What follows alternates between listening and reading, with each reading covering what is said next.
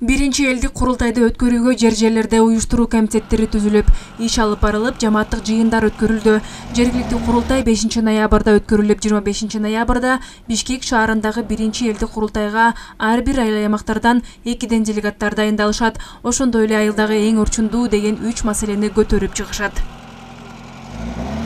Талас районуна караштуу Көпүрө базар айылында жамааттык жыйындар жыйынтыкталды. Айыл 4 жамаатка бөлүнгөн. Айыл эли жергиликтүү курултайда айылдын көйгөйлүү маселелерин билген, элдин үнүн жогорку бийликке жеткире ала турган делегаттарды шайлашкан.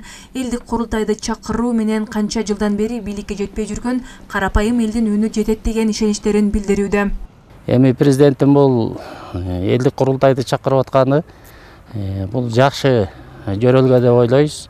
Анткени канча жылдан бери ушу элдин көйгөй аймакта көйгөйлөр угулбай келген да. Ушу айылдын көйгөйлөрү өтө эле көп экен. Эми Кудай буйруса могу айылдын жалпы курултайы болот 5-нде. Ошондо өзүбүздүн делегатты, 2 делегатты жогорку курултайга жиберебиз. Карапайым элдин биринчи элдик курултайда бийлик өкүлдөрүнө берчү суроолору көп, жылдап чечилбей келген көйгөйлөрүн тез жеткирүүгө мүмкүнчүлүк түзүлдү дешет. Айыл чарбасы боюнча да суроолор көп. Жакын эле айыл чарба министри 309 токтомун чыгарды. Ушу 309 токтомдун тегерегинде дагы көп маселелер айтылды. Андан тышкары мына жер налогтон баягы дыйкандар кутултуп койгону менен ар жагында да көп суроолор туулду да.